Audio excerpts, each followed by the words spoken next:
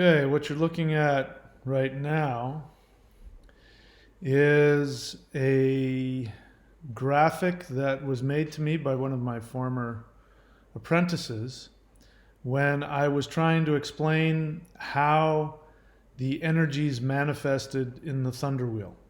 And I didn't have the ability to create a three-dimensional model.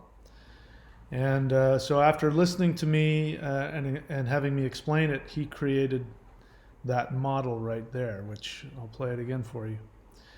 And you probably have no idea what the hell you're looking at right now, but I will explain it to you as time goes on, because when you understand this and you understand how all of the 9 worlds and the 8 directions and the 5 elements and the planets and everything come together, and when you're standing there in the middle, this is the energy that's coursing around you. Okay, so this is Mahadeva, the Thunder Wizard. So I was going to come on and read some more of my book, the Thunder Shamanism, and I wanted to have these things to use as visual aids, but I thought I could just make a whole video just on this. So this is really important. All right, so as you know, if you're not familiar with the channel, go to thunderwizard.com, subscribe. You can learn shamanism, master shamanism from A to Z if you subscribe at the lowest level.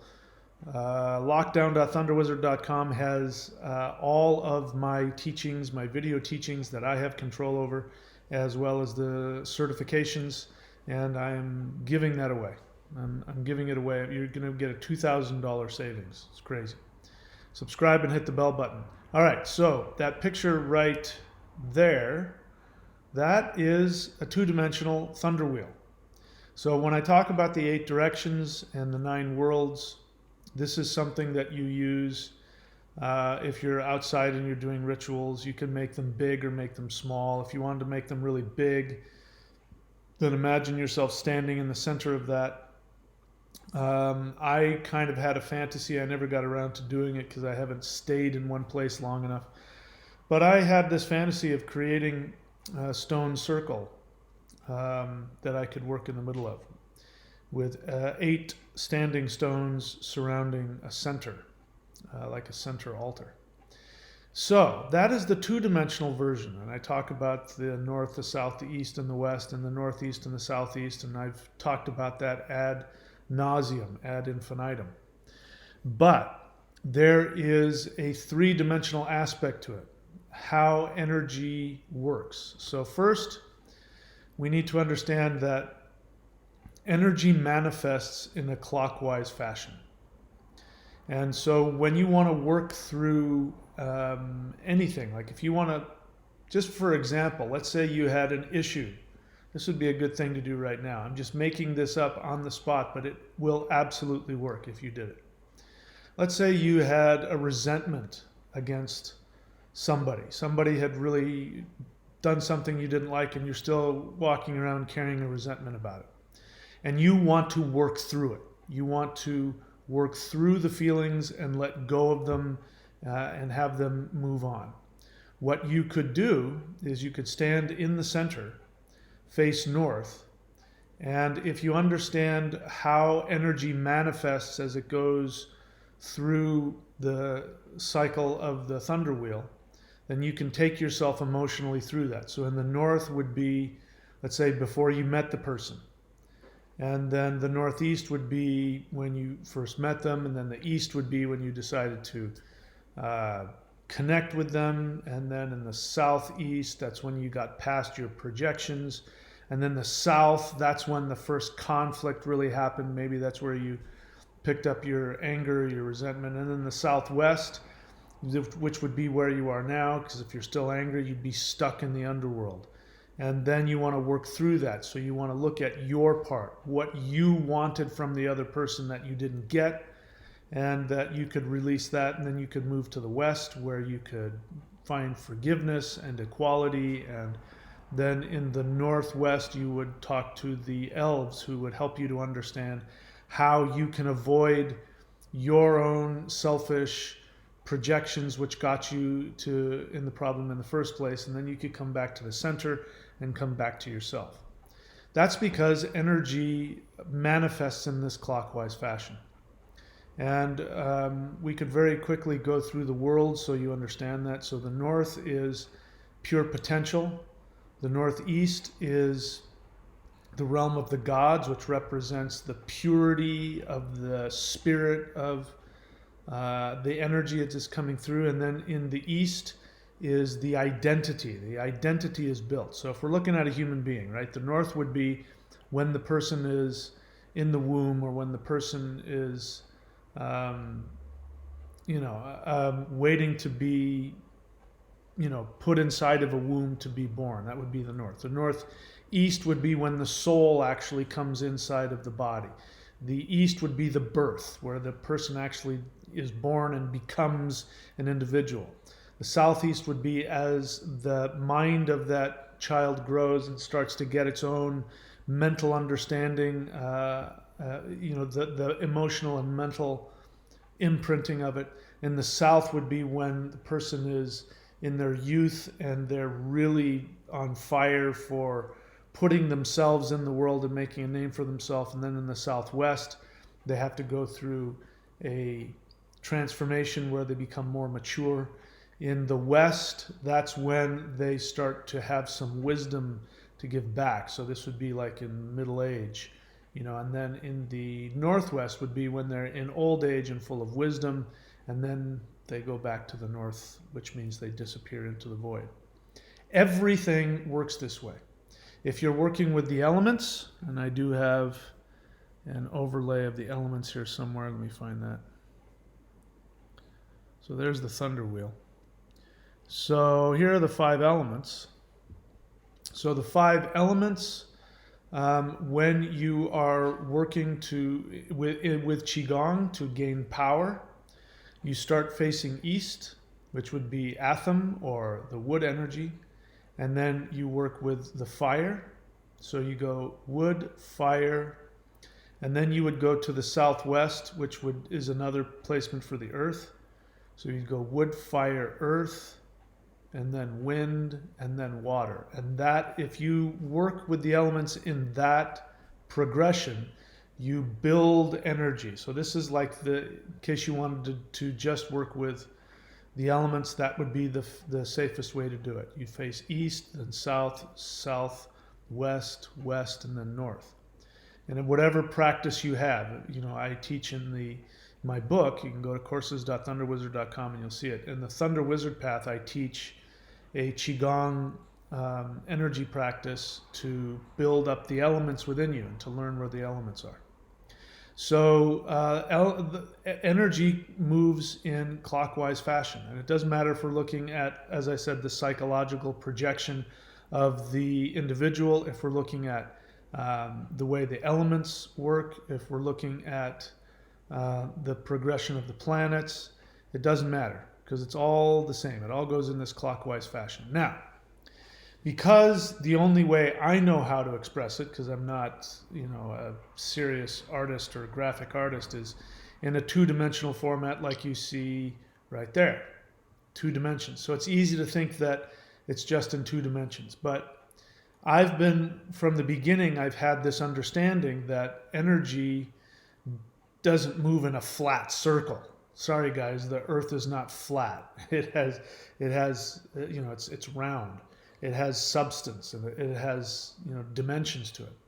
So as the energy is moving clockwise through the thunder wheel or the medicine wheel, it is also moving up and down, and the quality of the energy is changing as it's moving up and down. And even though I've got here this flat 2-dimensional version where you see the 5 elements and I don't know what else. Let's see, the rune wheel is another good example. You see all those runes there, and the 3/8 of the runes. It's easy to just think that we're just moving in a circle working with the 8 directions. But each of the 8 directions has more than just a direction. It'll have a depth to it, a height or a depth to it, and the energy itself will have a quality to it. There are 2 circles here. There's not just one. So what's really going on here is that there's a circle overlaid on top of another circle, or infused with another circle. And the first one is the one that most people are familiar with, which is the 5 elements. So if you just look at where the elements are placed, you take out those diagonal branches of the tree there, then you'll only have a Celtic cross. Now the Celtic cross, which is just a sign like this, just your basic equilateral cross like that, that is a very ancient symbol for shamans, and it represents balance in the physical realm. That's why the elements are placed in the cardinal directions, because the cardinal directions are about balancing the physical world. And so that's why that's the first thing you learn. When you start learning how to work with the directions and the elements, you work with north, south, east, and west. And you go in progression of, as I said, east, south, southwest, west, and north. But really, earth is in the middle, so we take that out. You already assume that. So you go east, south, west, and north. Now, there's a whole other equilateral cross that's put on top of that. So you take that same, cross like this, and then you turn it one, to the diagonal, and then you've got that other diagonal working there, which is not on a flat surface. The 4 cardinal directions are in a flat plane. The other ones, that northeast, southeast, southwest, northwest, those are not flat. Those are going like this. So in terms of the, actually, let me take that back. I misspoke. Sorry, forgive that. The cardinal directions aren't flat either. What is a flat plane is east to west. East to west is on a flat plane. North and south is on a tilted plane. And so north, being water, is down and fire is up. So if you can imagine, if we were to take that, the east and the west is flat, north is down, south is up. All right? So get that in your mind. Then we have the other equilateral triangle, which is northeast to southwest, northwest to southeast.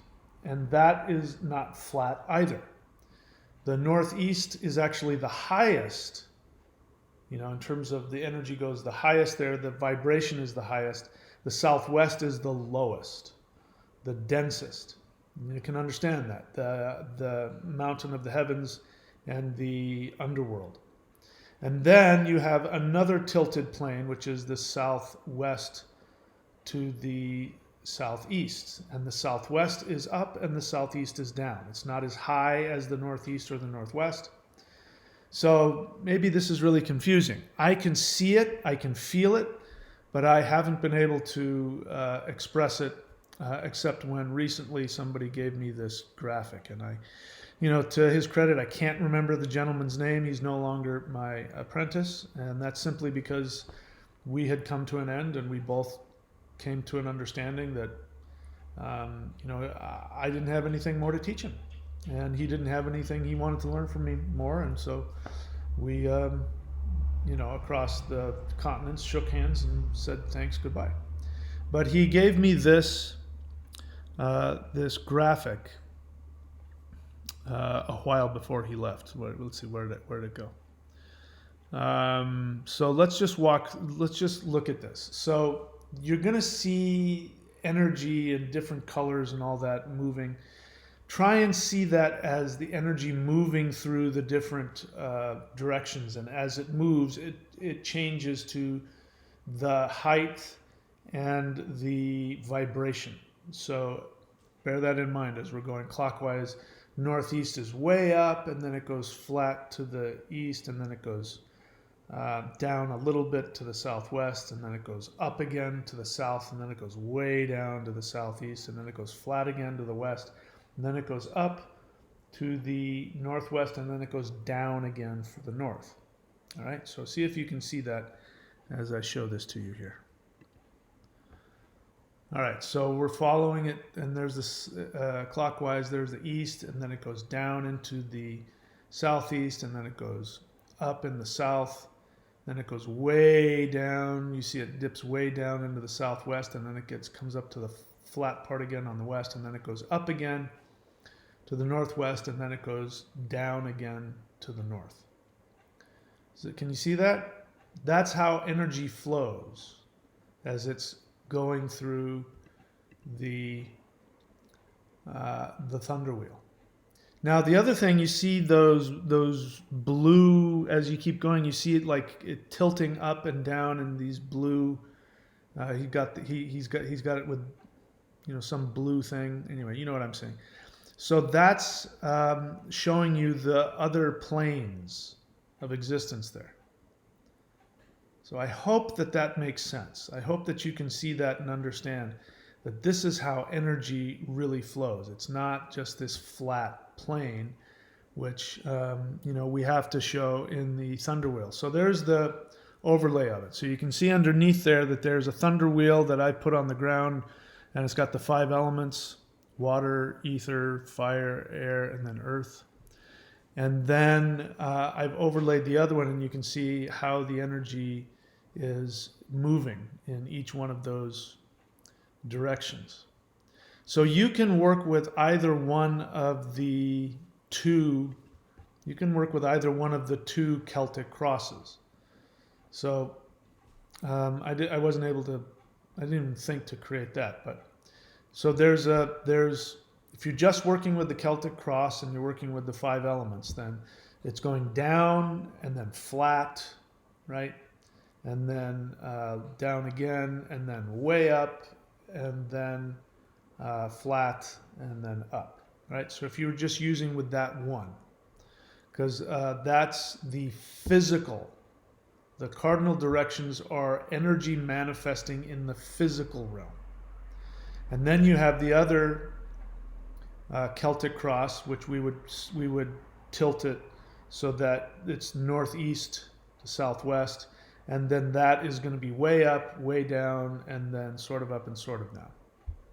You put them all together, and then you can see that the energy makes that crazy loop as it goes around. Okay, so I hope that makes sense. But this is what you're dealing with. This is what you're working with when you're working with the 9 directions. This is how the energy flows. And so that's why now we're looking from the northeast. You can see we're looking from up above. Now we're at the east and everything is flat. And then we're looking up from the southeast to the northwest. And we're looking up from the south down to the north. See that? Our ancestors didn't see the world as flat because, you know, maps, it wasn't about that. Now, unfortunately, in modern times, people are so used to maps that they don't understand this. That may be the reason why so many people believe in a flat earth, because they're literally so, they take things so literally. They've grown up with seeing the world on a flat map, on a disc. So maybe that's why they think it's flat. Our ancestors didn't think that. And I can prove it to you.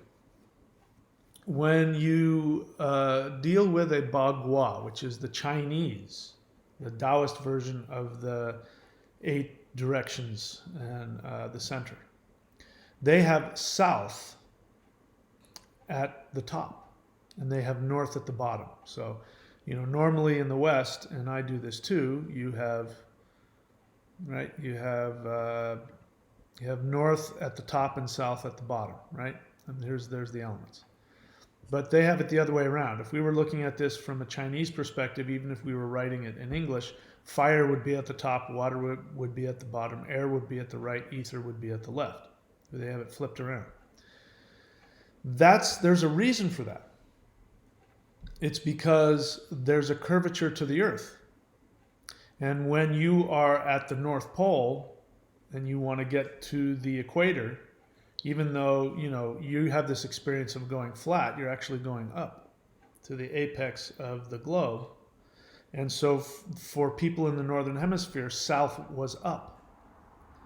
Now, our ancestors also believed this, and the way I can prove it to you again, our ancient ancestors believed this because the word for north originally meant left and under.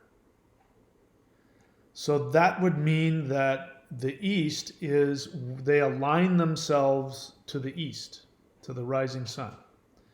And so that is where everything comes from. So where is north? North is left and under.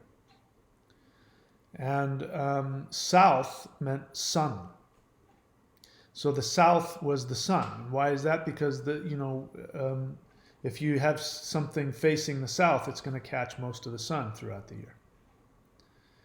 And then east and west. East means dawn, and I forget what west meant.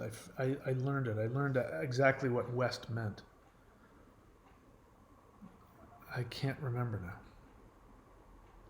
Anyway, so our ancestors also knew that the Earth was a globe because they understood these directions. You wouldn't call the north under unless you understood that you lived on a ball, and that if you're in the northern hemisphere, north would be down, under. So that's important to know when you're working with the directions. There's all these 3 dimensions that are working with it. Anyway, so I don't see any questions here. It's in the middle of the night. It's 10 o'clock here in Australia, so it's probably, what is it in California? 11, 12, 1, 2, 3, 4. It's 5 o'clock in the morning. So everybody's probably asleep or just waking up or whatever. So anyway, I wanted to get this out there and have you guys see something. So let me see. I put a few things here. So I've already showed you the slow version. There's the overlay, right? So if you want to just like pause this and take a screenshot or something, you can. That's got the 5 elements on a flat plane and then how the energy moves through it all. Right? And then I've got, this was the fast version. This is the version that I was given, but it's really fast. And yeah, I wanted to give it to you a little slower than that. And here it is again, slow. Energy moving up, coming down flat to the east, down into the southeast, up in the south, down completely down to the bottom on the southwest, and the flat plane on the west, and then it rises up a little bit again in the northwest, and then it dives down again very deeply in the north. Okay, so hopefully that explains it to you. So now when we continue to talk about Thunder Shamanism, the book reading, when I read the book, which I will do soon, I'm going to be talking about the 8 directions. And so now you have a much better idea about why the worlds are where they are, and the energy and the feeling of the energy. So understand that in all multiple traditions, each of the 8 directions has the same energy quality in regardless of what tradition you're working with, as long as it's one that has roots into prehistory. All the stuff that's been invented since the advent of Christianity, all of that is, I would toss all of that. So the Taoists understand that. The Taoists will tell you the same. They have different poetic names for each of the directions and what they do, but the energy is the same. The Vedics, they place everything the same. They place Ishana Shiva, which is the highest Shiva. They place him in the northeast. And we place Asgard, which is the realm of the highest heavens, in the northeast. And that's true with all the other directions. So this means that shamans from time immemorial, in completely different cultures that didn't have any interaction with each other, independently came to this understanding of how the energies worked. This what I'm showing you here is not just something that I've thrown together because I think it's cute. This is how every shamanic culture around the world that has worked with the 8 directions and come up with a working model of the 8 directions, they all have this same understanding about how the energy flows and what the nature of the energy is as it flows. Right? And we'll to get a look at it again. Now you can see it from further away there. Okay, I hope that explains it. Looks like we got a question. I don't know if there is or not, but Cameron Mack, maybe I missed it, but how do I apply this info in my everyday qigong practice? Yeah, you did miss it.